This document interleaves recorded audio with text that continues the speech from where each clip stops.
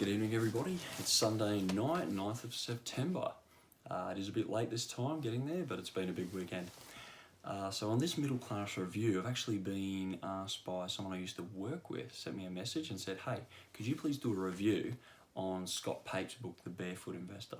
Now, you may know Scott Pape from the Sunday Mail. That's that guy.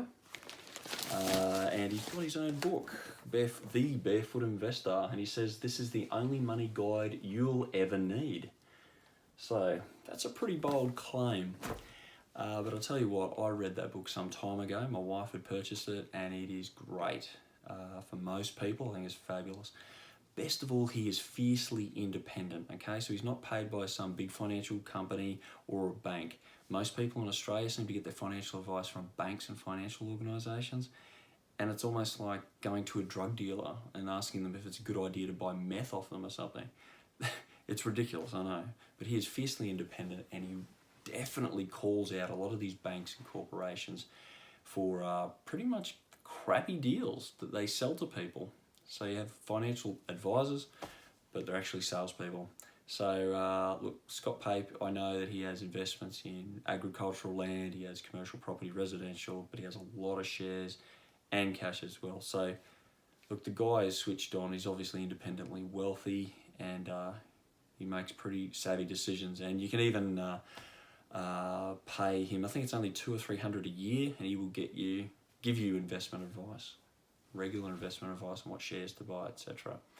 So really not too bad. I definitely recommend it because there are a lot of real life examples in there of people who have followed his steps, and they've actually said how they got his book, followed it, and then achieved and got well ahead. There was a 31-year-old woman there who bought her first home. The sense of feeling, and independence it gave her, I was quite impressed by. It's also a guy who went from real estate into long-haul truck driving just to have a regular income, and started investing, got well ahead. So lots of examples, definitely worth a read. I would rate it 9 out of 10, absolutely. But next week, I'm really excited because, people talk about, I've got to get ahead of my career. Is that the best way to get ahead financially, etc.? Well, I'll tell you what about my career, as you call it. I really got inspired to change my original course and career when I was working as in management. I started early in life in management after university, and we had a motivational speaker who was a former colonel of Sayeret Matkal, which is Israel's Special Forces, and he was an entrepreneur. And I'm really inspired by him and his nation because, quite frankly, Israel punches way above its weight. I mean, Mark Twain, I think, went there in 1867 and wrote that it was just a country of rocks and weeds. That's how he described it. And then since Israel became a nation in 1948, since then they've planted 240 million trees. They've reclaimed swampland that was full of malaria into wheat fields. They now have incredible agribusiness. They have an amazing high-tech city, which is in Tel Aviv. So, Tel Aviv is the name of the city. So really, he was describing the difference in Australian management, which has been described by Robert Kiyosaki, who wrote the Rich Dad, Poor Dad series, described as the worst management worker relations in the Western world. That's Australia. That's a pretty bold claim from Robert Kiyosaki, a best-selling author and entrepreneur.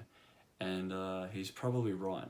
When I look at the Israeli system of management and entrepreneurship, etc., and corporate relations, geez, what a difference. So I'm going to be discussing that next week, and I'm really excited. I hope it inspires you on your own journey, because the advice this man gave me really led me on a great path.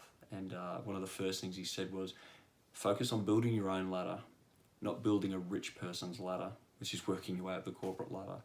People lose focus on building their own ladder whilst building someone else's, is the main point. So anyway, we'll speak about that in a couple of weeks. Stay awesome.